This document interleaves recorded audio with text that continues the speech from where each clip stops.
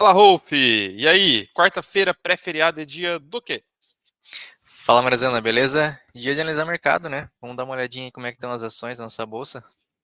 Show! E hoje eu e o Hope a gente trouxe uma proposta diferente. A gente vai começar a fazer junto com vocês o estudo de alguns gráficos, né? Em parte aqui no YouTube, a gente vai focar em analisar já, infelizmente, o movimento passado, mas com um objetivo educacional, né? Com os nossos alunos da nossa sala, a gente acaba vendo o mercado, né, para projetar o futuro, projetar os próprios movimentos.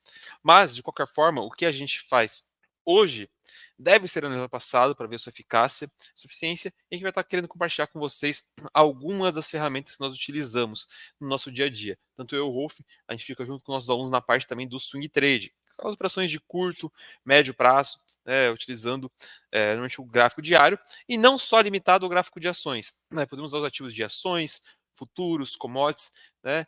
Então o swing trade ele traz aí um potencial operacional para todo mundo, mesmo que tenha um trabalho, tenha uma empresa, para que você consiga, através da análise técnica, através do mercado financeiro, buscar aí retornos financeiros positivos no seu dia a dia. Então, hoje a gente vai fazer aqui uma análise bem simples, que é uma análise em cima do gráfico do candlestick, né? Eu queria falar sobre uma figura que eu particularmente, eu não gosto de trazer a ideia de decorar padrão de candle. Eu acho que a gente tem que entender os movimentos, tem que entender que o preço ele é muito. O mercado financeiro, né, para eu conseguir, né, dominar ele, é muito mais do que ficar decorando setup, decorando figurinha. Eu tenho que ter um entendimento. Só que muitas vezes, padronizar alguns conceitos facilita você que está começando na bolsa, né? Então aí que surgem os padrões gráficos, né? Que tem como objetivo facilitar com que você decore, você compreenda para você que está começando hoje no mercado. E eu queria falar de uma figurinha que eu acho que é quase unânime, né? É um dos melhores padrões de candles que nós temos, que é qual, Rolf? Nosso padrão de martelo, né? Padrãozinho Padrão de aqui. candle com força compradora. É, a gente vai tratar, na verdade, né? Existem dois padrões, né?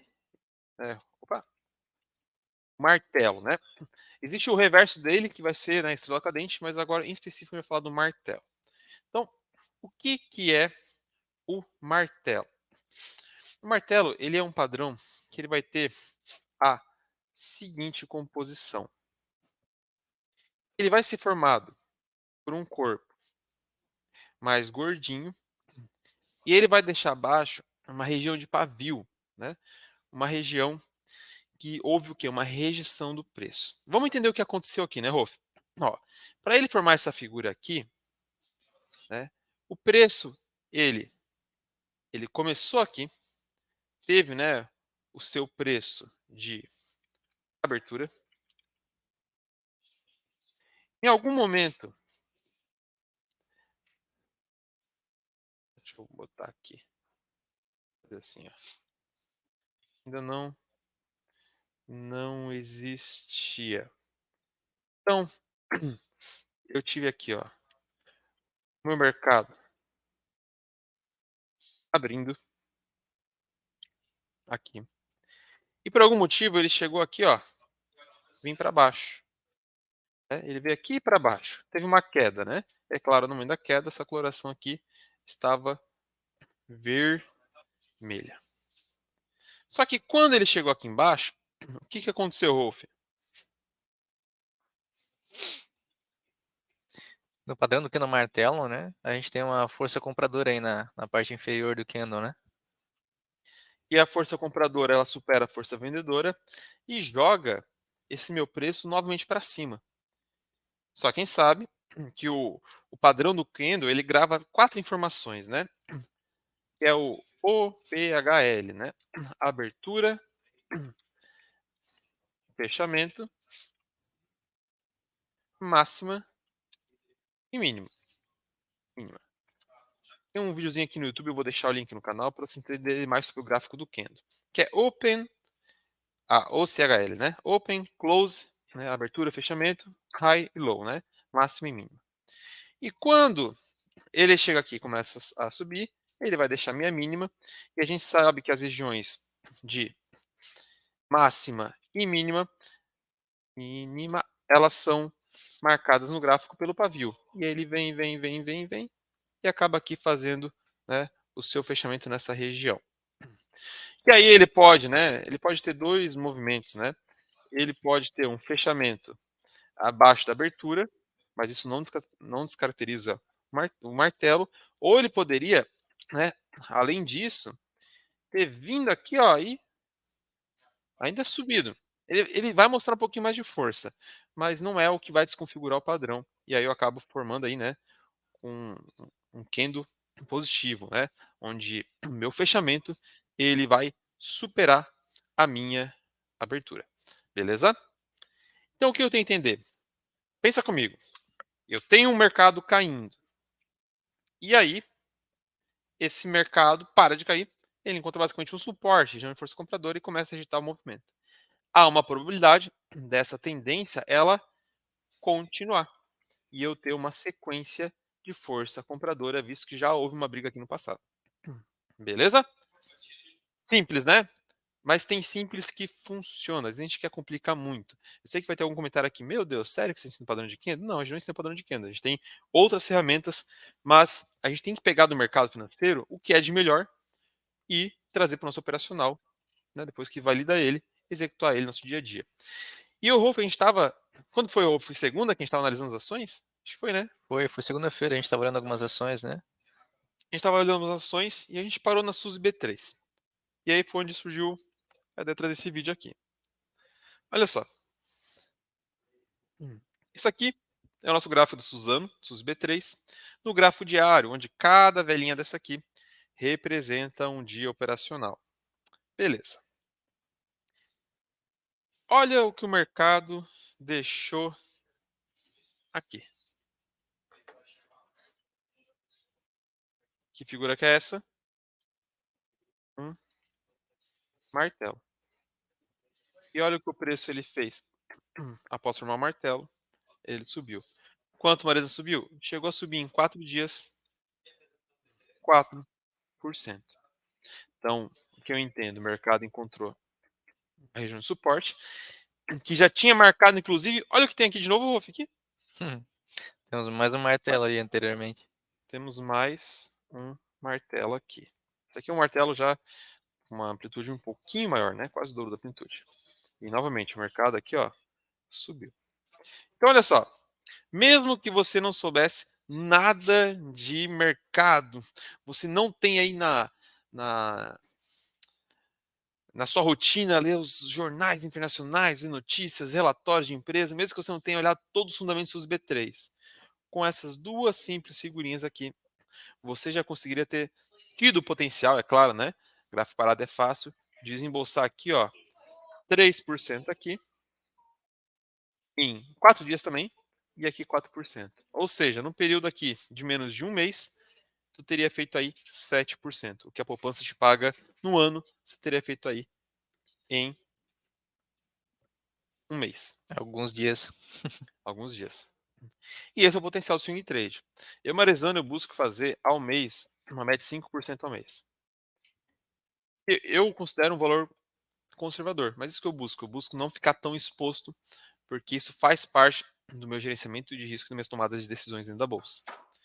Marizana, teu mercado é só isso? Não, o mercado não é só isso. Tem muito contexto a gente analisar também para buscar otimizar as operações. Vai ter vezes a falhar? Vai ter vezes a falhar.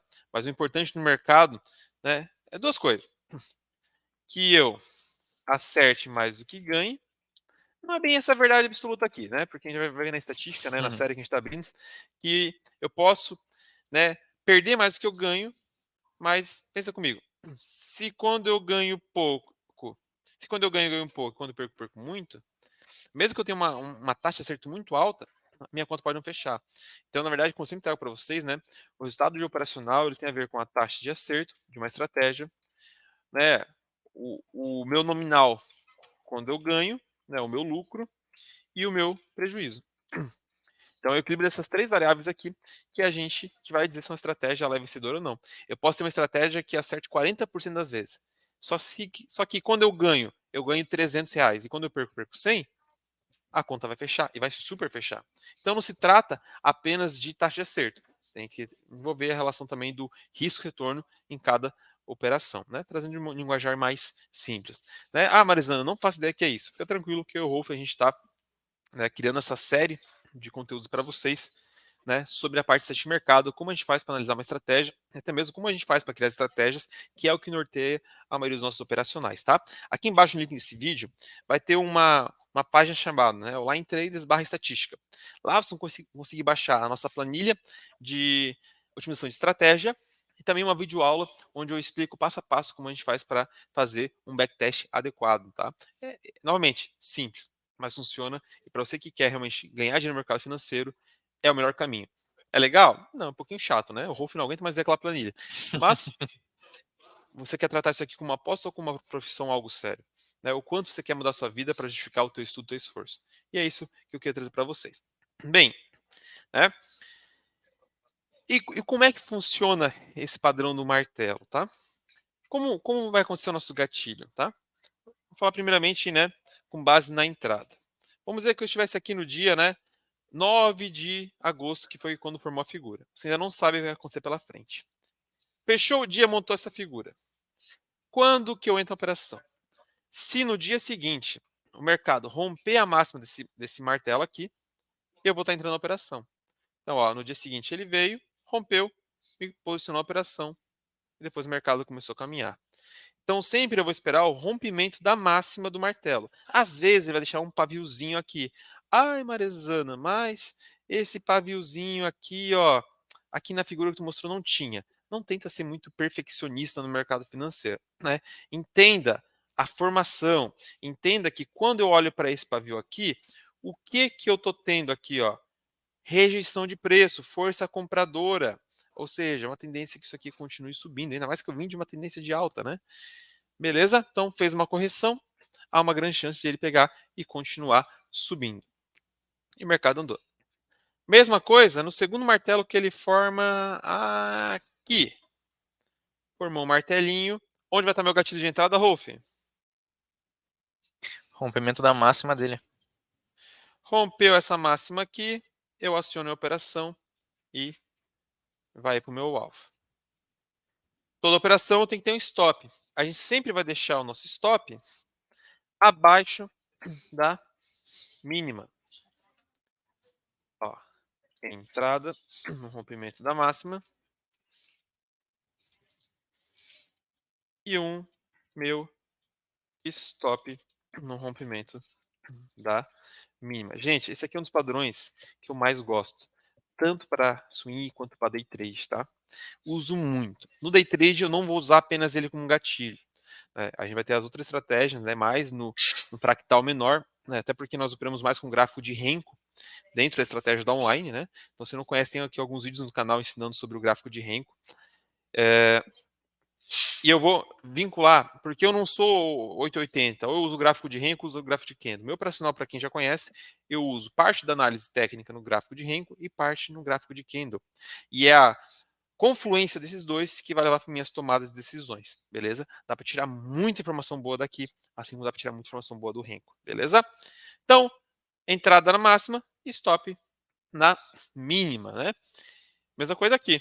Aqui eu teria tido a minha entrada, entrando numa compra, o mercado está indo para cima, e aqui eu estaria olhando para o meu stop, né? Aqui abaixo dessa mínima aqui. Beleza? Rolf, algo a comentar aqui?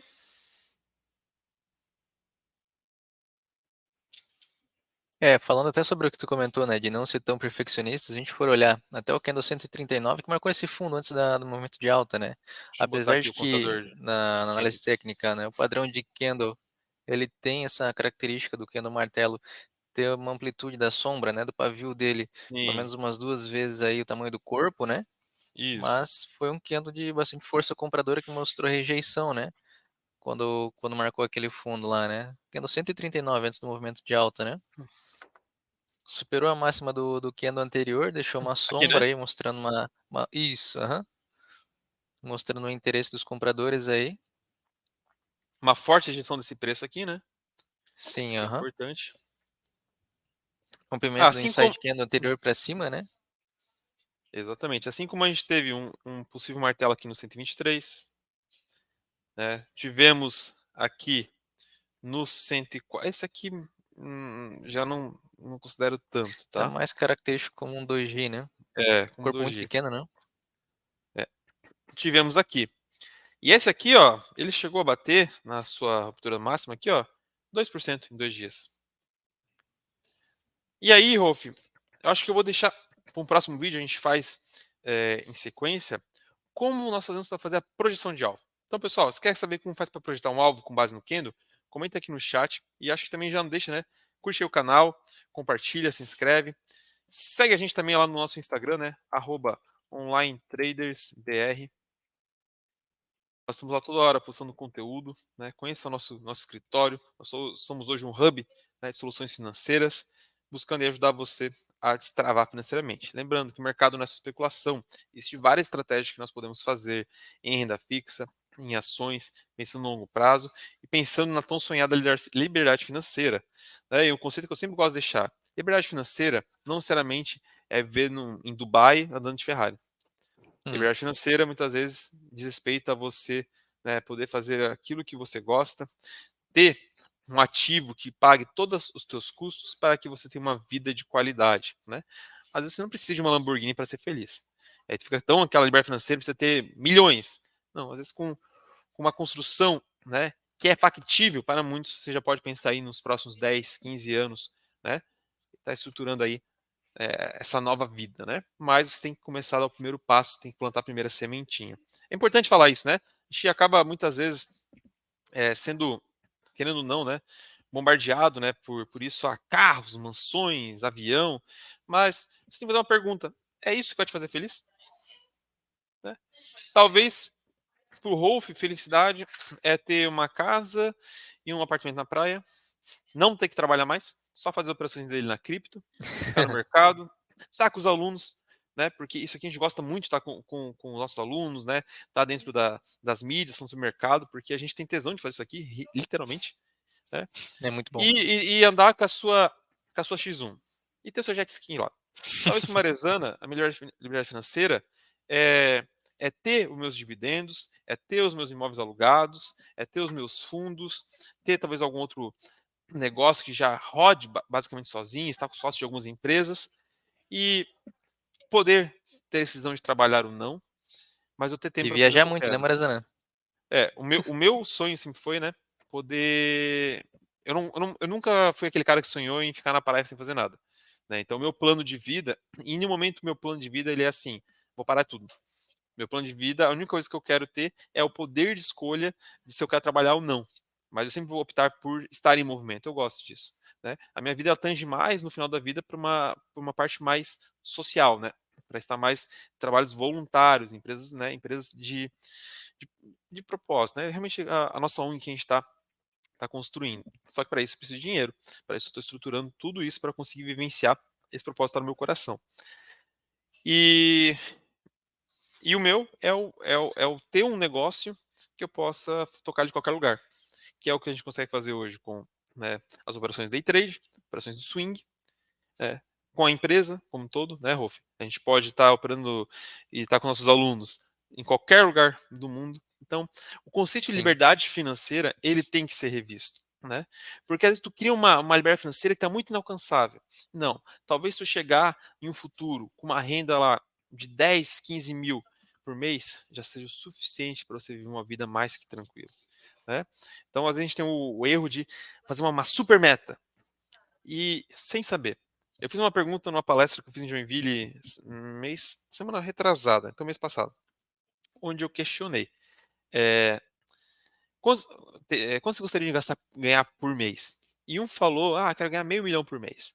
E eu perguntei a ele, o que tu faria com meio milhão? E ele não soube responder. Ou seja, ele tinha um objetivo financeiro, mas ele não sabia a vida que iria levar com aquele objetivo financeiro.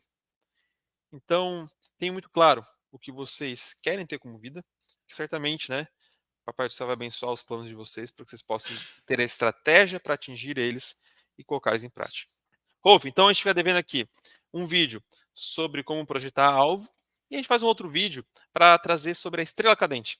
Por mais que seja muito similar, para não confundir, a gente faz uma nova aula aí para falar mais sobre esse padrão. Beleza?